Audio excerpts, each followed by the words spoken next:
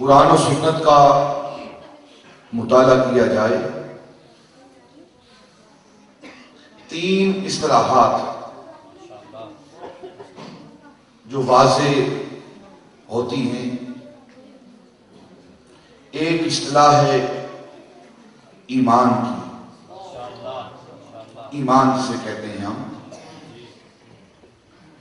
اور اس ایمان کا دوسرا نام عقائد ہے.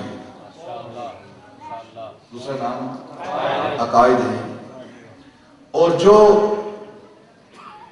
ان عقائد اور اس ایمان کے علماء ہوتے ہیں انہیں علماء متکلمین کہا جاتا ہے.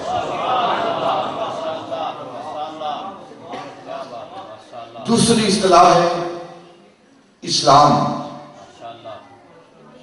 اور اس کا دوسرا نام اعمال ہے. اس کا دوسرا نام اعمال ہے. اور اس علم کے علماء انہیں علماء اصولیین اور فقہا کہا جاتا ہے. اور تیسرا علم، تیسری اصطلاح جسے احسان کہتے ہیں، جس کا دوسرا نام تصوف ہے.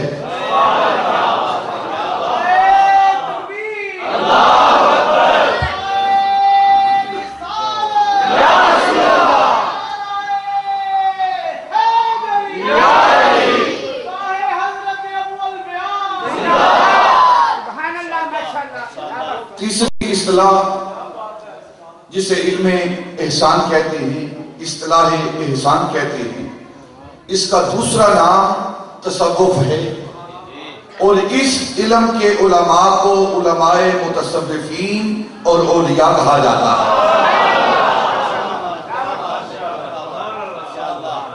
یہ بنیادی تین اصطلاحات ہیں جو میں نے آپ کے سامنے پیش کی ہیں. ایمان، اسلام اور احسان.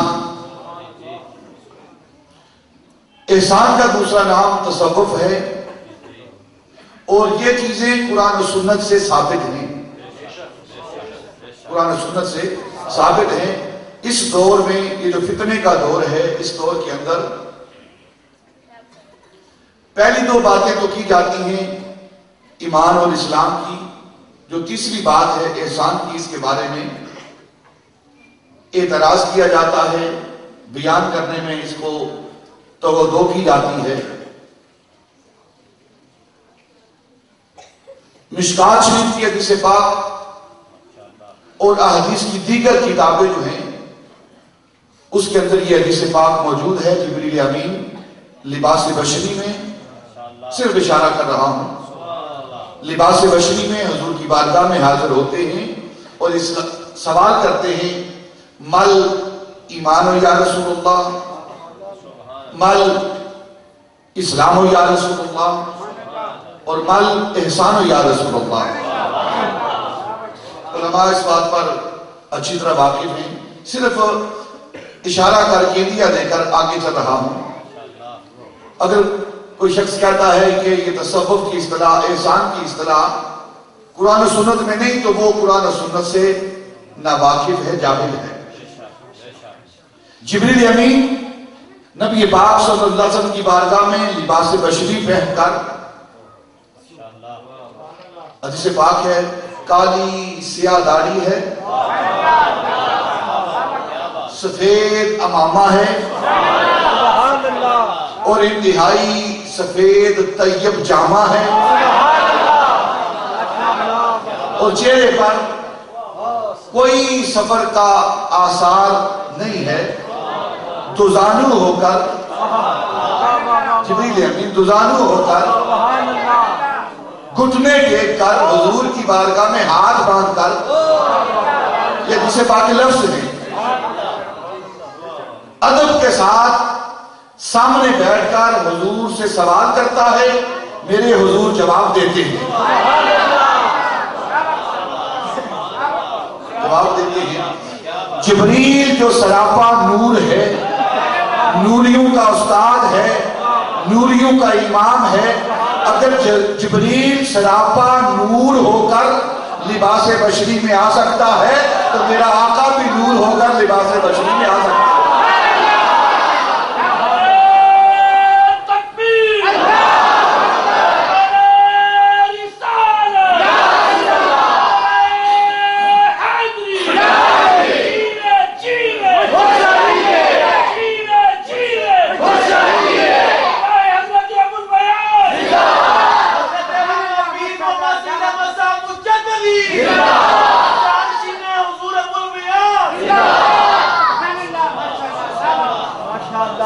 یہ احسان جسے تصوف کہا جاتا ہے، جس کا دوسرا نام تصوف ہے، اس علم کے علماء جو ہوتے ہیں انہیں علماء صوفیاء کہا جاتا ہے، علماء متصوفین کہا جاتا ہے، اولیاء اللہ کہا جاتا ہے۔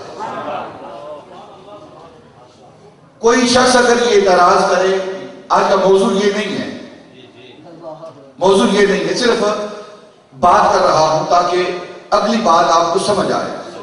کوئی یہ اعتراض کرے کہ تصوف کا لفظ، صوفی کا لفظ حضور کے دور میں نہیں تھا، مروج نہیں تھا، لہذا کہ اسلام کے اندر نہیں، تو میں عرض کروں گا بڑے ادب کے ساتھ، دعوت فکر دوں گا کہ علم ناو کا علم بھی حضور کے دور میں مروج نہیں تھا، صرف کا علم حضور کے دور میں مروج نہیں تھا،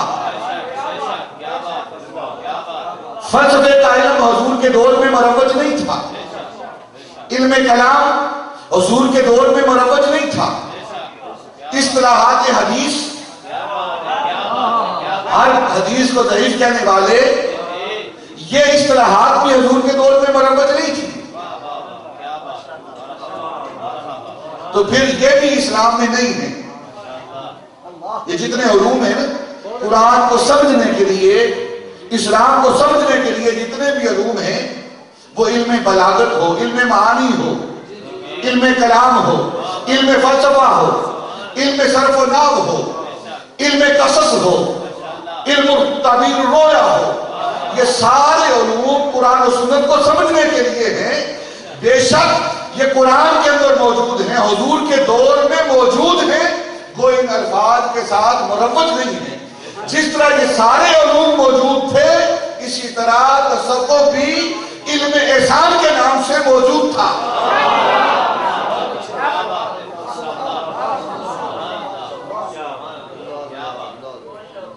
جب علماء متکلمین پر اعتراض نہیں، ان کو ہم مانتے ہیں، فقہاء اور محدثین کے لفظ پر اعتراض نہیں ہے، تو پھر تصوف اور علماء صوفیاء پر بھی اعتراض نہیں ہونا چاہیے۔